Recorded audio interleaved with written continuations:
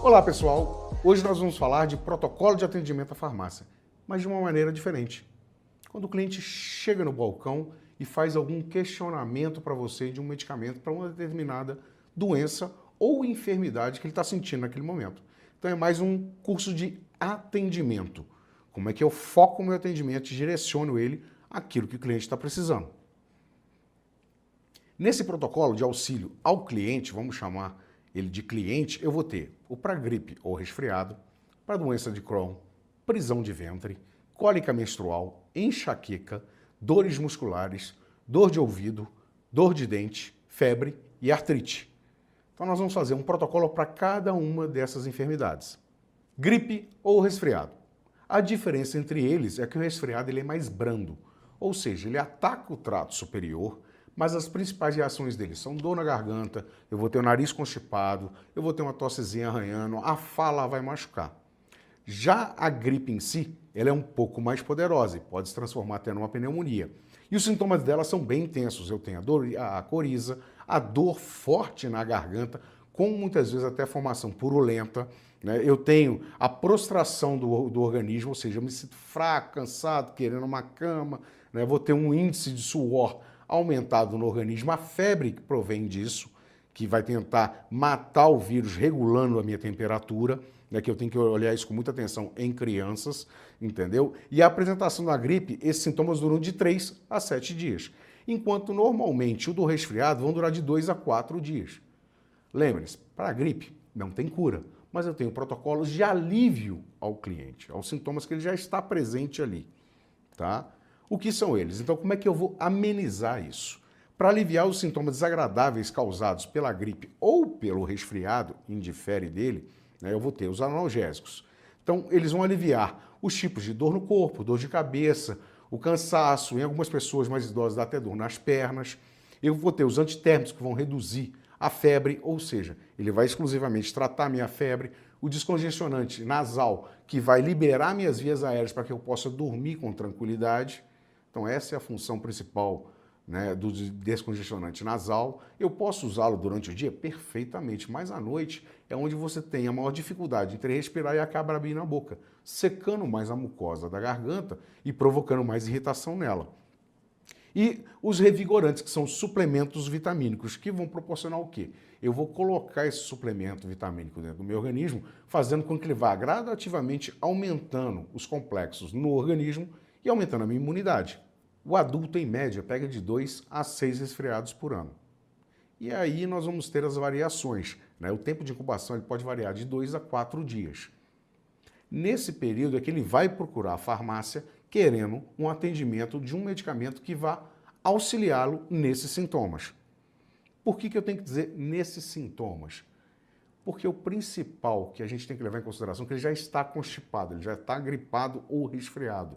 Eu vou atenuar, eu não vou conseguir eliminar de uma vez só o vírus instalado dentro dele. E aí eu tenho como prevenir. Como é que eu vou prevenir? Primeiro ponto, lavar as mãos com água e sabão, sempre. É o mesmo até utilizado na pandemia.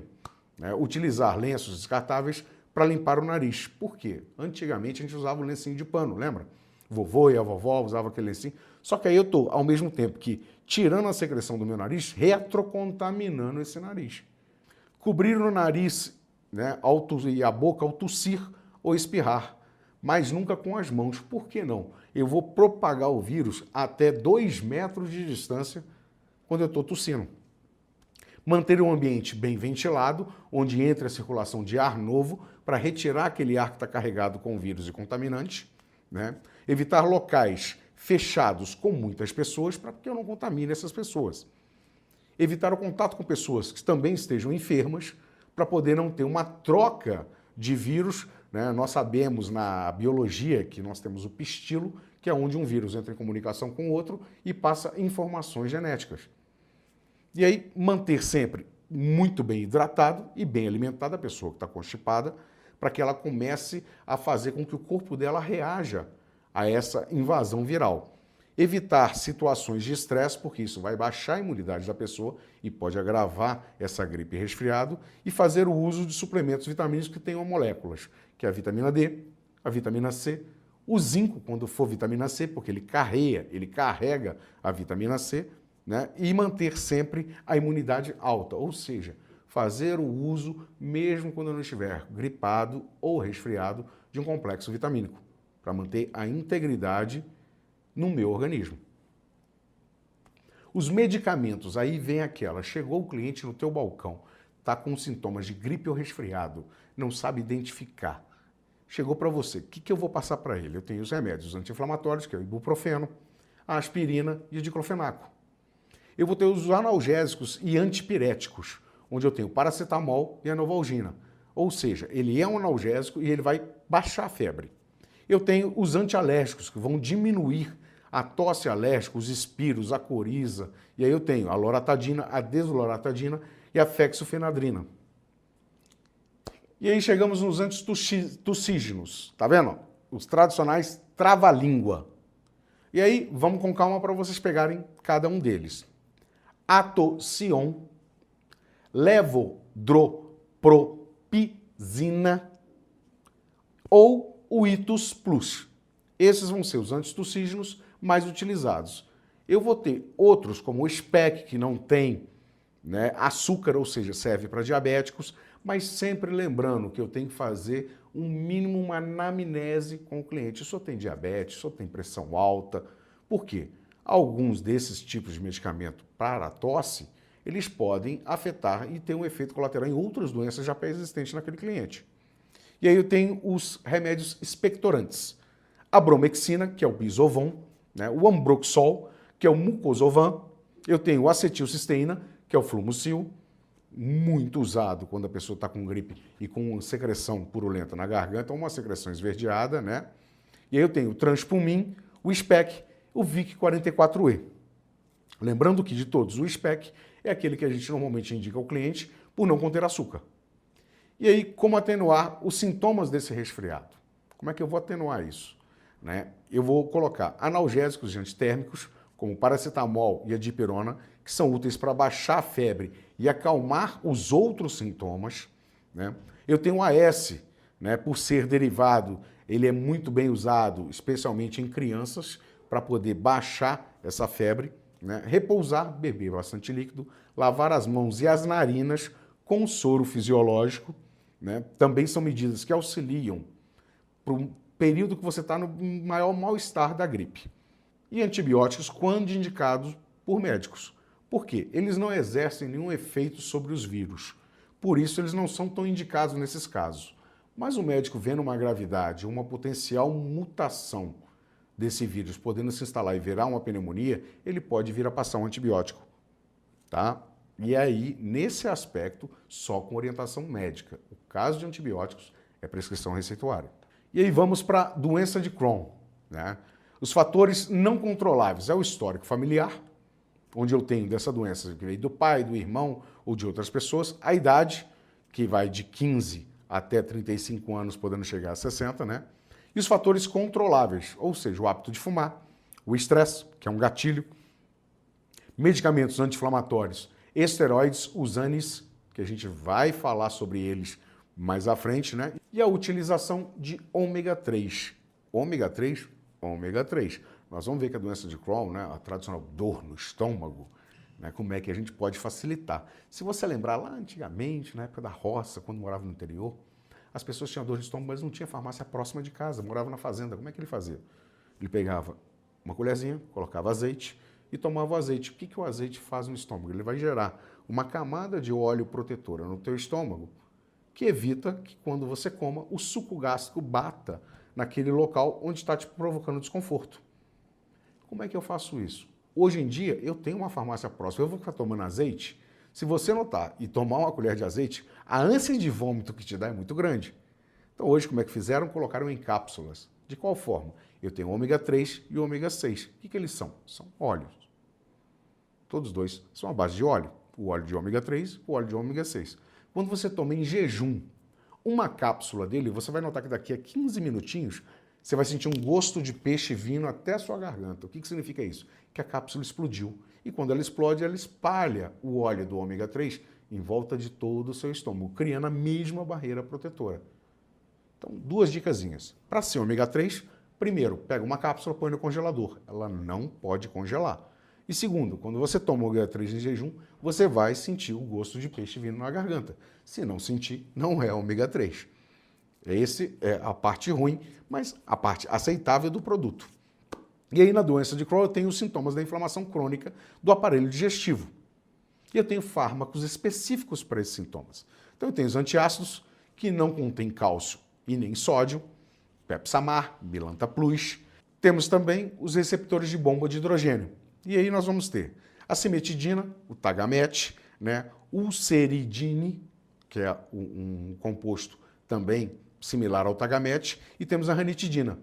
Inibidores de bomba de prótons, que é o PPI, que é o omeprazol, o Losec, o pantoprazol, o pantocol, o lanzoprazol, o gastro, né, o rebaprazol, que aí vai o Pariet, o esomeprazol, que é o Nexium, os inibidores de ácido clorídrico, ou seja, eu inibo o ácido em si. Eu evito que ele faça a ação dele completa no organismo.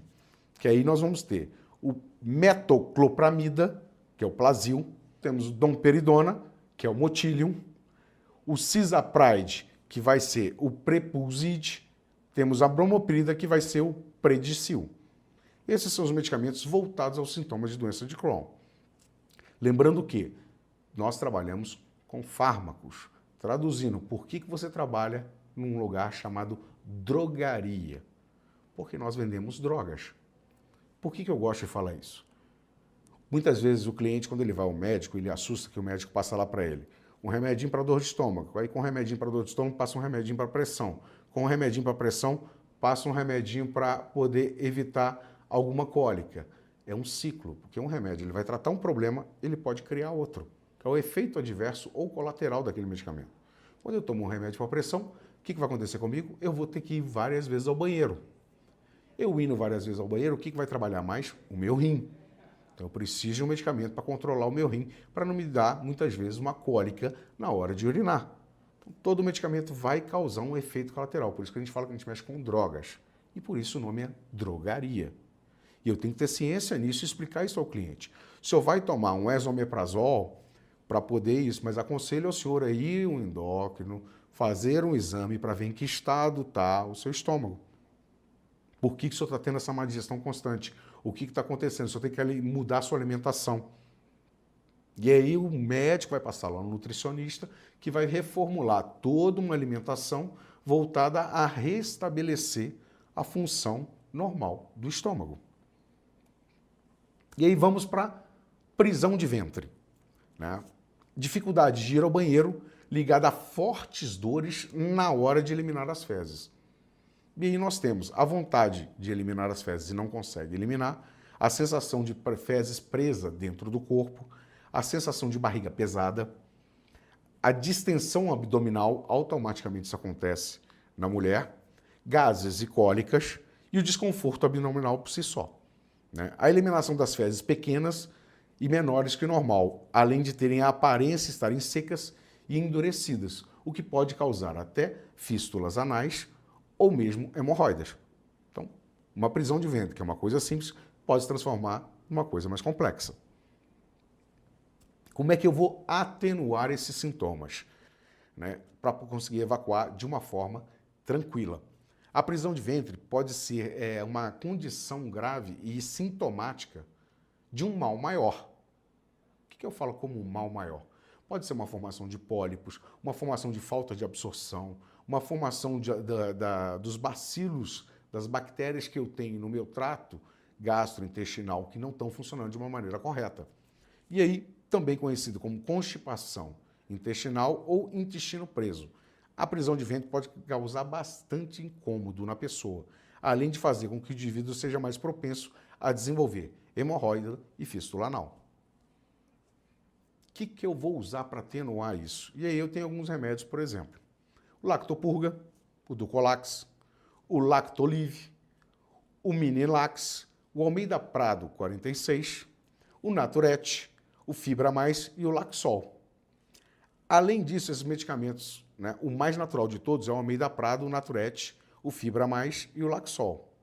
Os efeitos colaterais deles são menores. em relação ao lactopurga, onde a limpeza que ele faz no meu intestino, né, ou mesmo eu tomando um óleo mineral, por exemplo, ele pode causar a retirada de todos os bacilos, provocando uma cólica maior futura.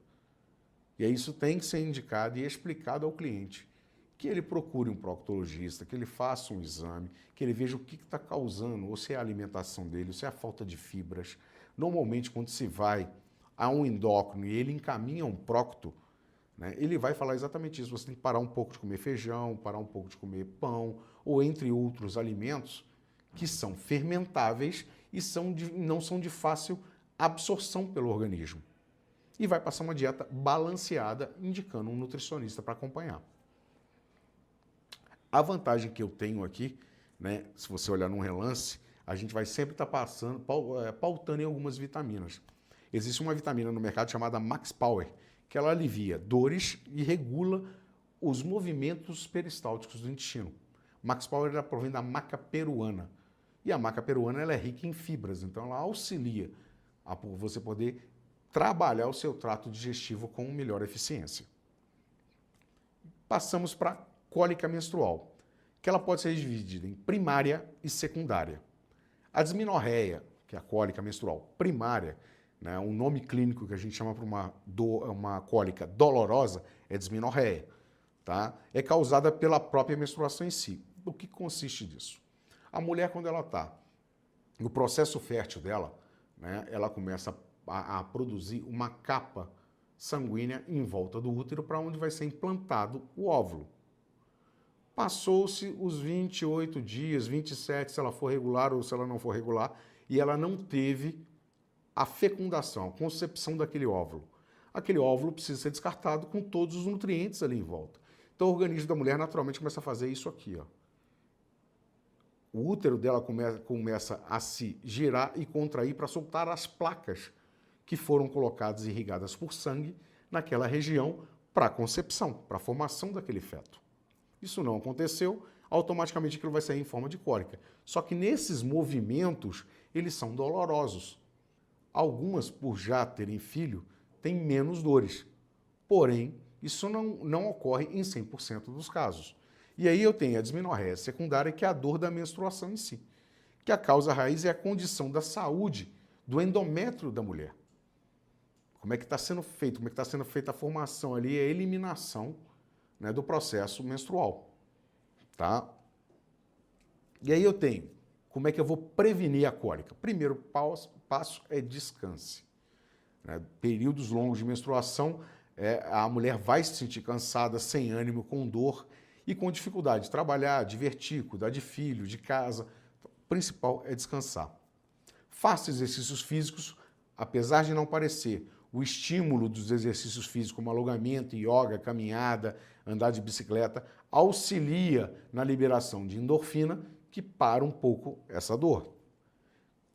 Abuse de alimentos certos, que são esses: banana, beterraba, aveia, tofu, couve, abobrinha, salmão, atum ou castanha do Pará. Né? Eles são relaxantes musculares e anti-inflamatórios naturais. Esqueça alimentos gordurosos, ou seja, próximo ou durante a menstruação, evite frituras, alimentos ricos em gorduras, porque vão produzir os hormônios que causam a contração do útero. A acupuntura aplicada em pontos estratégicos reduz a dor abdominal e lombar e auxilia na liberação da endorfina e reduz o incômodo também causado no abdômen. Quando optar por medicamentos, aí vem o detalhe, né? Os sintomas mais simples, procura o médico, que ela vai receitar para você os medicamentos específicos. E aí você tem os anti-inflamatórios que provocam contrações ou não nos músculos do útero, o analgésico, né? Os anti-inflamatórios e antiespasmoides, que são mais indicados no combate à cólica menstrual. E vamos para os remédios em si, que eu posso prevenir uma cólica. Então chegou a cliente na sua loja e ela quer um medicamento para cólica. Nós temos o anti-inflamatório ibuprofeno, que é o Alivium, o Artroven, o Advil, o ácido mefanâmico, que é o Postan, o cetoprofeno, que é o Profenide e o Agia, o Peroxicam, que é o Feudene, o Cicladol, eu tenho o Naproxeno, que é o Flanax, e o Nasotec, eu tenho o ácido acetil cisteínico, que é a aspirina, e tenho os antiespasmoides, que vão aliviar as contrações.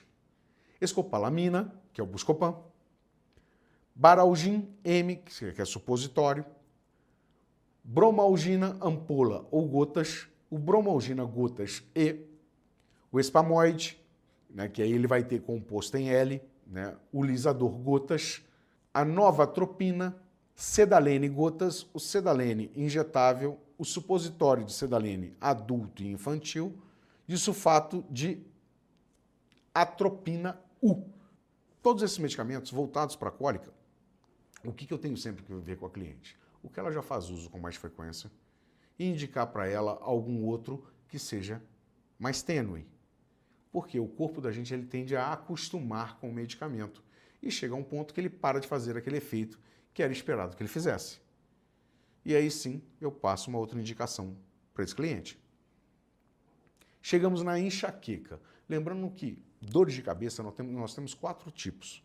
Mas especificamente aqui nós vamos falar da enxaqueca, que é uma dor de cabeça latejante que ocorre em um lado da cabeça e os sintomas mais comuns são sempre ela ficar vibrando e uma sensibilidade forte à luz, sons, gritaria, criança, qualquer barulho que possa vir a te incomodar.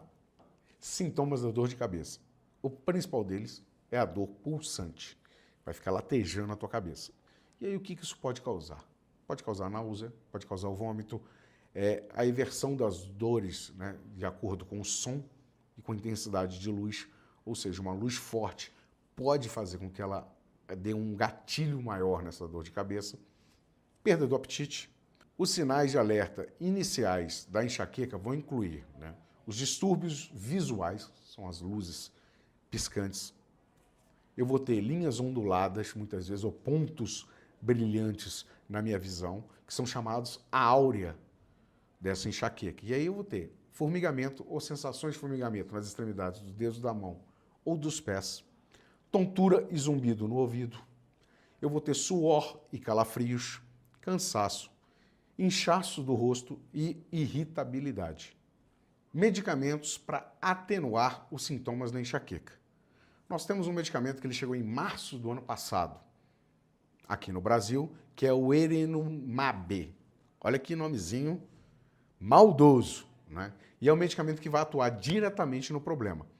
É um medicamento que teve o registro no ano passado no Brasil, que é o Erenumab, mas ele ainda não está disposto à venda em algumas farmácias. Mas já tem um medicamento para esse tratamento. Temos os antidepressivos, que aí nós vamos para os trava-língua novamente, que é o triptanol e o pamelor, que vão liberar serotonina, fazendo com que a dor diminua. Temos os antiepiléticos, e aí que vão atuar no sistema GABA diretamente, que é o Topomax, e os Ivopress. Né? O que eles vão fazer? Eles atenuam a neurotransmissão com ação calmante no cérebro pela GABA. Né? Os antihipertensivos, que é o propanolol e o atenolol, que esses vão fazer o quê? Inibem a ação da adrenalina, o hormônio de excitação que vai desencadear a dor. Quais medicamentos eu posso olhar para o meu cliente em caso de enxaqueca? Vamos começar assim. Sumax, Cefaliv, Cefalium, eles vão estar voltados diretamente com receituário. Mas eu tenho aspirina, paracetamol, o Buscofen, o Dorflex, Doril enxaqueca, o Flanax, o ibuprofeno, o lisador, a Neosaldina, o Toragesic e a dipirona.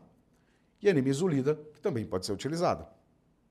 Esses medicamentos vão atenuar o sintoma. Lembrando que a Cefalix, Cefaliv e o Cefalium com prescrição.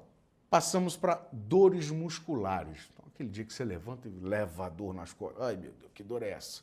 Uma dor por treino excessivo, prática de esportes, ferimentos leves, né, geralmente localizada, né, em alguma determinada região do corpo, em alguma classe de músculos. E aí, o que vai me causar essa dor? Eu posso ter ela por estresse, por ansiedade, excesso de treinos, problemas posturais ou problemas mesmo no dormir, né? Falta de qualidade de sono, ou seja, eu acordo várias vezes, eu não consigo entrar no sono REM, eu só fico no sono REM, né, que a gente fala. Dificuldades em relaxar a mente, Insegurança em relação ao futuro. Ah, não sei se vou continuar no meu emprego, não sei se vou continuar casado, não sei se compro uma bicicleta. Coisa boba, mas pode acarretar. E preocupações com problemas do cotidiano, que são esses. E como é que eu vou tratar essa dor? Essa dor vai ser aumentada à medida que você está com ela e você não descobre o que está te causando essa dor. Se é o estresse do cotidiano, do trabalho, da casa, se é um excesso de treino. E aí você tem que dar uma parada, pelo menos de uns 2 dias, se for excesso de treino, se for um problema de relaxamento ao deitar, mudar a posição, virar o colchão, ver se o colchão é adequado para você. Mas como é que eu faço esse exame do meu colchão antes de eu falar em medicamentos? Primeiro, a vida útil de um colchão é de 5 a 10 anos. Passou desse período, eu começo a ter problemas realmente ao deitar naquela cama, que vai me gerar um desconforto em dormir e vai me gerar uma dor localizada. Então, tudo isso tem que ser analisado. E aí eu vou para os medicamentos, né? Os anti-inflamatórios, que é o ibuprofeno, o Advil, o Ibupril, o naproxeno, que é o Flanax, o diclofenaco, que é o Voltaren, e o Celecoxib, que é o Celebra. Indicados para dor leve ou moderada, eu vou ter o Tilenol, que é o paracetamol, a dipirona, que é a novalgina, o Inflalax, e aí eu vou ter os relaxantes musculares com prescrição médica, né, que aí o médico vai prescrever, que já está no estado grave, está incomodando a pessoa a tal ponto que ela não consegue mais ter uma vida normal, que é o diazepam, o cloridrato de ciclobenzaprina, né, ou o tioclosídeos. São medicamentos que aí sim, por indicação médica. E eu vou ter também o Bioflenax, o Anaflex e o Tramadol. Todos esses medicamentos, eles vão estar com receituário. O médico vai ter feito uma análise, viu que é um problema muscular voltado a um estresse, alguma coisa, e vai passar o medicamento para poder dar o alívio àquela pessoa. Chegamos na dor de ouvido, né, que muitas vezes não é levada em consideração por nós adultos, mas é que é muito comum na criança e deixa a criança muito irritada. A dor de ouvido ela vai ter que ser avaliada por um otorrinolaringologista, não tem outra opção. Por quê? Na maioria dos casos é provocada por uma infecção dentro do canal auditivo. Então a pessoa tem uma produção muito grande de cera e essa produção de cera começa a tamponar, cria uma umidade por estar tomando banho e não secar direito o ouvido e aí vai causar otite. Né? Ela normalmente deve ser tratada com antibióticos e anti-inflamatórios. No caso dos antibióticos, tem que ser prescrito por um otorrinolaringologista. A gente não pode dar um medicamento de otite diretamente para um cliente, né, um antibiótico, sem saber qual é a infecção em si que ele está tendo. E os anti-inflamatórios também. Mas eu posso ir auxiliando esse cliente. De qual forma? Né? Os sintomas da dor de ouvido que vão acometer. Eu tenho prurido, que é a coceira, onde a pessoa fica toda hora coçando, colocando chave no ouvido, essas coisas. Sensação de um corpo estranho, você começa a sentir barulhinhos dentro do ouvido, como se tivesse um bichinho lá dentro. O zumbido em si, aquele pi frequente. Perda da acuidade auditiva, ou seja, a perda da audição. Secreção purulenta. E em casos bem mais graves, essa infecção, você vai ter a febre e a perda do apetite, principalmente voltada a crianças. Eu tenho alguns medicamentos que eu posso atenuar esses sintomas do cliente até ele procurar o médico dele. Então tem os analgésicos, que é o paracetamol, que é o Tilenol, e a dipirona, que é a novalgina. Os anti-inflamatórios, onde eu vou ter o Nemizilan, que é a nimesulida, o ibuprofeno, que é o Advil e o Ibupril, e o diclofenaco, que é o Voltaren. Removedores de cera em gotas, e aí indicações do médico. Cerumin, né, que aí ele vai tirar o excesso de cera no ouvido, e eu tenho os antibióticos, onde eu vou ter o otosporin, o panopil, o lidosporin, a otomicina, o otocinalar, que também ajudam a aliviar dores e inflamações. Porém, esses somente com indicação médica, receituário médico. Chegamos às piores dores que chegam dentro de uma farmácia e a gente quase não tem como ajudar muito ao cliente. E o desespero dele é compreensível, que é a dor de dente. Normalmente ela vai sempre cair. Num final de semana provoca um abscesso, ou vai ter um latejamento, ou qualquer outra coisa que o cara vai te pedir um analgésico, um anti-inflamatório, qualquer coisa para aliviar o sintoma dele. E sempre com a mesma indicação, procurar um dentista o mais rápido possível ou um pronto-socorro que tenha um dentista. Por quê? É um tipo de tratamento que a gente não pode passar para o cliente qualquer antibiótico. Se ele tiver com uma infecção na gengiva, pode gerar um prurido, ou seja, o pus. E aí sim, só o dentista consegue fazer a análise de qual antibiótico ele vai usar de amplo espectro para poder parar essa inflamação. E com essa parada, ele conseguir mexer e visualizar o que está acontecendo. Quando eu estou no processo inflamatório, não adianta muitas vezes eu achar que o dentista vai arrancar meu dente, vai arrancar a cárie ou vai curar o abscesso na minha boca por eu estar no processo inflamatório. O processo inflamatório evita que a anestesia pegue no local onde você está sentindo a dor e com isso com que o dentista faça o tratamento. Então 90% das vezes que você vai ao dentista, ele vai te passar primeiro um receituário com antibiótico e um anti-inflamatório, para depois de 7 dias tomando o mesmo, você pare essa infecção, você pare a inflamação, fazendo um bochecho com periogárdio ou qualquer outra coisa que seja, para diminuir esse pus ou liberar esse abscesso, liberando o pus, para parar essa latejação, para você conseguir, aí sim, que vou retornando a ele, ele consiga mexer no teu dente. Ele não consegue fazer isso durante a inflamação. Então ele atenua os sintomas, mas necessita da receita dele. É uma das áreas mais complexas para a gente poder trabalhar quando o cliente chega com dor na farmácia, que normalmente é uma dor insuportável. Então eu vou ter para ele o paracetamol, que é o Tilenol, que vai aliviar, a Novalgina, o que normalmente, na dipirona que a gente orienta quando é em gotas, e a dor é por uma cárie, são 3 gotinhas em cima do algodão e coloco em cima do dente. Eu vou anestesiar esse dente. Eu não estou tratando esse dente. Eu estou anestesiando para dar tempo de você chegar ao dentista, tá? E o naproxeno. Anti-inflamatórios, ibuprofeno, aí vai de novo o Advil e o Ibupril, o Voltaren, que é o diclofenac, e a nimesulida, que é o Neozulide. Analgésicos locais, geralmente, né, na forma de spray, que é a benzocaína ou neopiridin, que eu também vou só atenuar. E tenho que lembrar o cliente que, por ser benzocaína, ele não pode passar de 7 aspiradas no dente. Por que não? Ele vai automaticamente anestesiar também a glote dele. Em dado momento, isso pode provocar vômito, tá? Pode provocar enjoo. Tá? E tem os anestésicos locais, que é a benzocaína gel, né, que é o benzotop, onde ele vai passar com o algodão e vai deixar o algodão em cima do dente. Vai aliviar, não vai combater. Ele tem que procurar o dentista dele. A lidocaína pomada, que é a xilocaína, para fazer também o mesmo efeito. Lembrando que a dose máxima da benzocaína é de 2 gramas dia e a dose máxima da lidocaína é de 20 gramas dia. Se eu passar disso, eu vou ter vômito, eu vou ter uma dificuldade na deglutição. Então, vai me causar outros problemas por uso em excesso. Lembra sempre, dor de dente, tenta o mais rápido possível ir numa emergência ou nessas novas clínicas que existem dentárias ou mesmo no pronto-socorro que tem um dentista de plantão. E chegamos no CID mais complicado para poder faltar ao trabalho, que é a febre, que é o CID R509.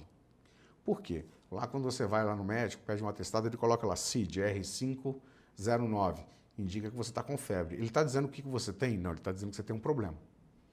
Porque a febre é uma resposta do seu corpo a algum ser atacando ele. O que ele vai fazer? Ele vai levantar a temperatura, tentando matar aquele vírus que está tentando entrar no seu organismo. Então, a febre é uma condição, fenômeno de defesa do organismo e é indicada quando algo não vai bem.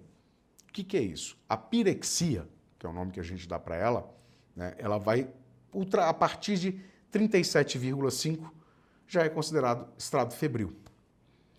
Tem como função o aumento da temperatura para melhorar o tempo de resposta das células de defesa do seu organismo para destruir os invasores, sendo eles geralmente vírus, mas podendo ser algumas bactérias também causadoras de febre. Ter a febre é o sinal que está algo fora do normal. Com o que eu devo me preocupar? Idosos e crianças. Bebês, então, principalmente. Nesses eu tenho que ter um foco. E o que é considerado febre? Uma das dúvidas mais comuns que se tem é como é que eu vou caracterizar o estado febril, a febre alta ou a hipertermia. Os médicos especialistas indicam que sanar esse questionamento através da medição de temperatura. Então, estado febril ou febre como diferencial. O estado febril, a temperatura corporal está um pouco acima do considerado normal. 37,7, 37,9, eu estou em estado febril. A hipotermia ou hipertermia, eu vou ter associado as duas, uma em alta, uma em baixa demais, através de níveis também colocados com termômetro. Se ela for acima de 40, eu já estou no estado muito latente. Se ela for abaixo de 36, eu também estou criando um estado perigoso. E aí eu tenho, em bebês, a hipotermia abaixo de 35,5 graus, o normal entre 36 e 37, o estado febril de 37,1 a 37,5, febre, temperatura anal voltada a 37,8, porque apesar de no Brasil não se ter essa cultura, a melhor forma de eu aferir temperatura ainda é da forma anal, tá? E a hipertermia acima de 38 graus.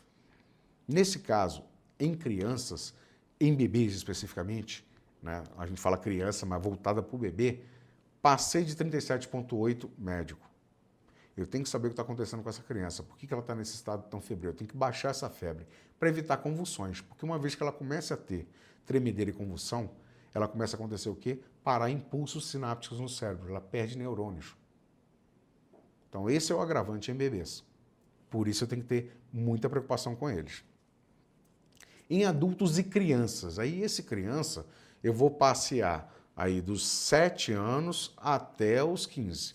Eu vou ter hipotermia abaixo de 35,4, normal entre 35,4 e 37,2, febril 37,4 a 38, febre entre 38,1 e 38,9, febre alta 39 a 39,9, hipertermia acima de 40. E aí a hipertermia já vai me indicar infecções graves no adulto e nessa criança, que é extremamente necessário levar para o pronto-socorro. Eu não tenho outra opção. Chegou a 40, nesse caso eu também consigo no adulto ter a perda de neurônios e ele vai ter convulsões e calafrios. Então é diretamente para o pronto-socorro. Como é que eu vou aferir? Eu tenho 3 tipos principais.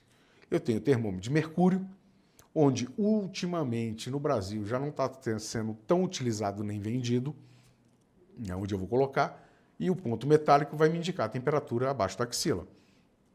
Tem o termômetro digital, que é hoje está sendo mais usado aí para tudo, e tem o termômetro de ponta mole, onde é uma ponta metálica que se introduz no ânus e ele indica a temperatura correta do corpo humano. Porém, no Brasil ainda tem o tabu muito envolvido em relação a esse. A variação entre o termômetro que é colocado na axila e o termômetro da testa e o anal é de 1 grau centígrado. Então, para vocês verem como é que é a variação. O mais exato é o anal. E aí eu tenho os tipos de febre. Existem algumas doenças com esse nome, dentre elas a febre amarela, a febre maculosa, a febre reumática, por exemplo, e a febre tifo. Essas são enfermidades que não são consideradas tipos de febre quando falamos em sintoma de temperatura alta. Basicamente, existem 5 tipos de febre hoje indicadas. Eu tenho a febre contínua, onde ela é aquela febre que ela vai variar de 1 grau de oscilação, mas ela está ali presente, e ela vai variar no máximo no corporal de 38,5, varia no máximo entre 37,5 a 39,5. Eu tenho a febre irregular ou séptica, onde ela vai me indicar uma febre séptica, é um alto risco de temperatura corporal intercalados com baixas temperaturas, podendo provocar um choque séptico. Eu tenho a febre remitente, que é aquela febre diária com variação de 1 grau acima ou para baixo, numa temperatura constante. A febre intermitente, ou seja, remitente e agora a intermitente, que dá diagnóstico de suas condições de temperaturas altas são um pouco acima da normal do corpo. E a febre recorrente ou ondulante, né? O que seria isso? Ela é caracterizada pela temperatura habitual do corpo por dias ou semanas, com interrupções imprevisíveis entre altas e baixas. As principais causas da febre. A febre pode ser causada por diversos fatores.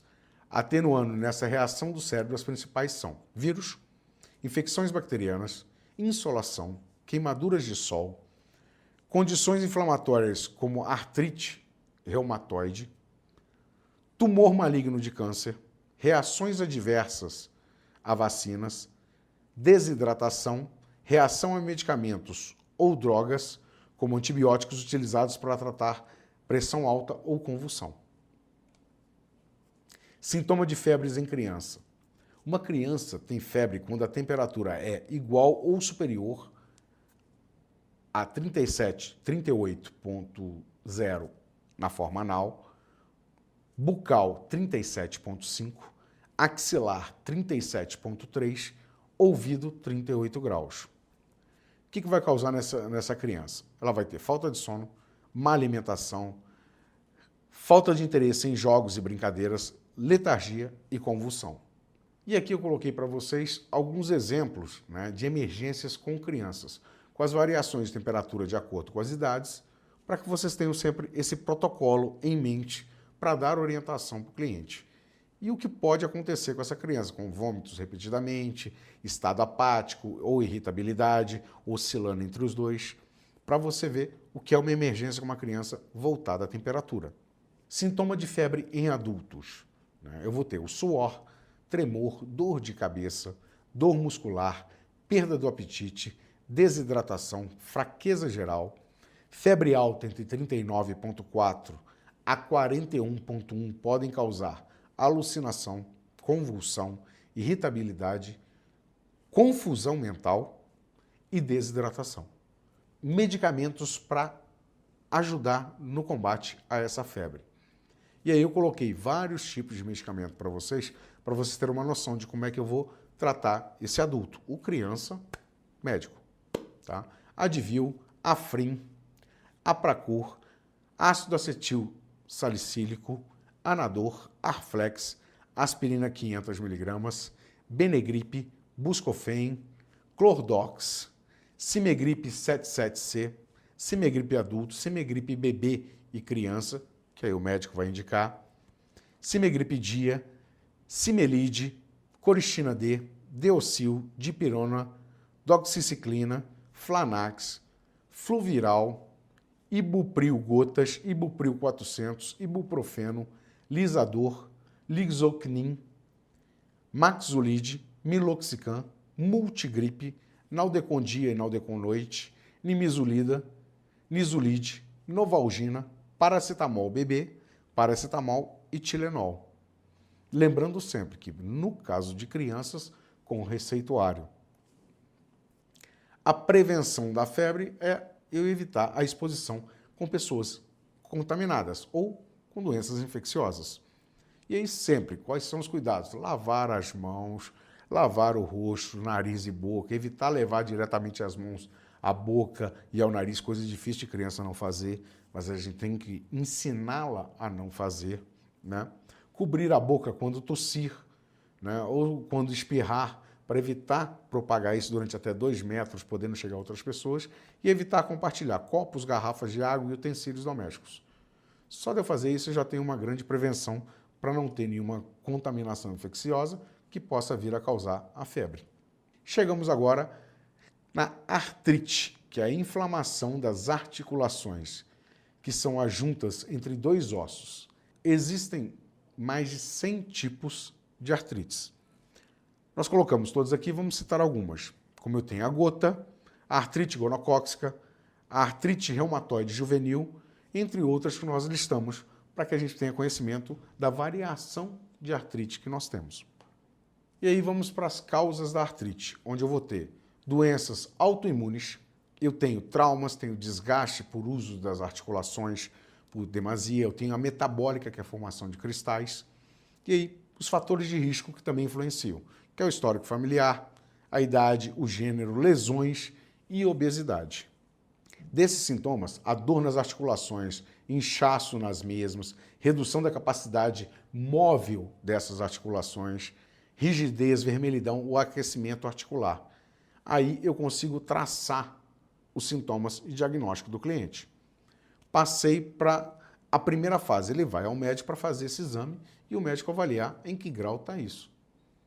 Uma vez que o médico avaliou, eu vou, através de exames de imagem, raio-x, entre outras coisas, ele vai passar para ele um histórico do que ele vai poder tomar, de acordo com as outras doenças que ele já possa vir a ter. Por que de acordo com as outras doenças? Eu não vou passar muitas vezes para um cliente, né, uma dipirona ou um Flanax, se o paciente, cliente, nesse aspecto, ele tem um problema de pressão, porque isso pode incidir alguma coisa sobre a pressão dele. Por quê? Todos os dois são à base de sais. E o sal, sódio, aumenta a pressão. Eu tenho sempre que lembrar disso. Tá? E para diminuir essas dores e auxiliar no tratamento, o médico vai indicar para ele, primeiro, os paliativos, que é uma hidroginástica, né, que para ele caminhar vagarosamente e fazer esse exercício dentro da piscina, porque não tem choque, nem esforço, nem ação da gravidade, né, e ele consegue fazer e reestruturar para fortalecimento. Ele não vai curar aquilo ali, uma vez feito ele não cura, ele vai atenuar e fortalecer. No caso da pessoa obesa, ela bem ou mal ela tem que ir a uma academia, porque ela reduzindo o peso, ela diminui o estresse nas articulações.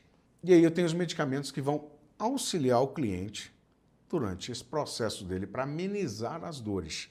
O Advil, o Androcortil, o BP-BEM, o Bezerol, o Cataflam Pro, o ceftriaxona sódica, ceftriaxona disódica, o cetoprofeno, a clindamicina, tanto no caso do cetoprofeno e a clindamicina com receituário médico, o Colchis, o diclofenaco, o celestamine, o diclofenaco resinado, o Fenaflan, Flotac, o Ibupril, cápsula, meticortem, nimesulida, o paracetamol e a prednisolona.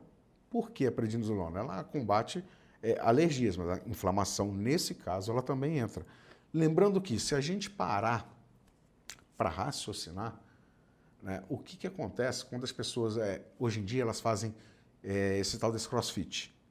Antes dela fazer o crossfit, o que ela faz?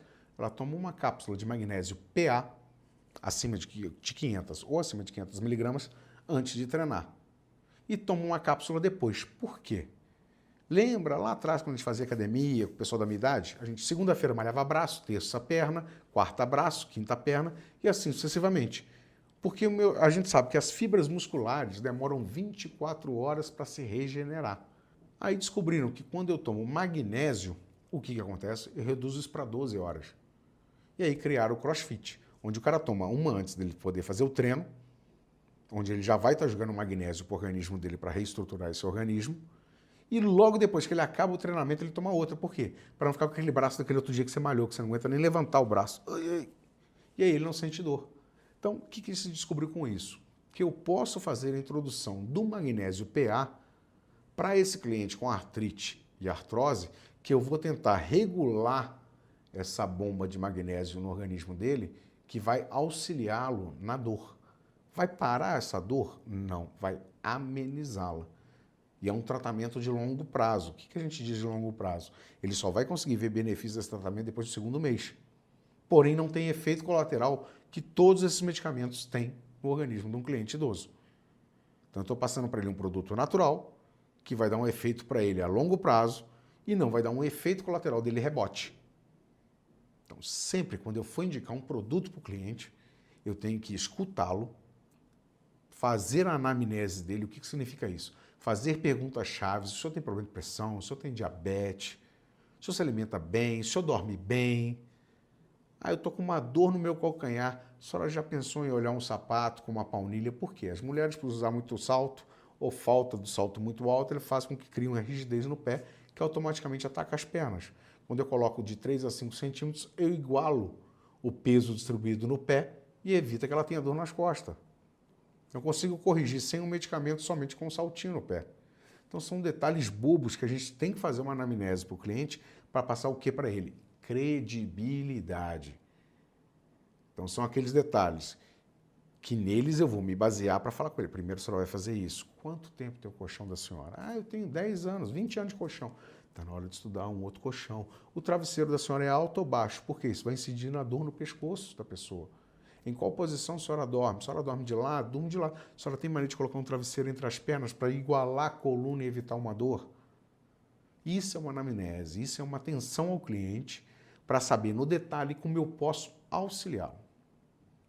E uma vez isso sendo feito, eu ganho confiança e credibilidade. Então, pessoal, passamos por 10 protocolos de auxílio ao cliente. Espero que vocês tenham gostado. Com isso, para ter direção e foco num bom atendimento ao cliente, e nos vemos no próximo treinamento.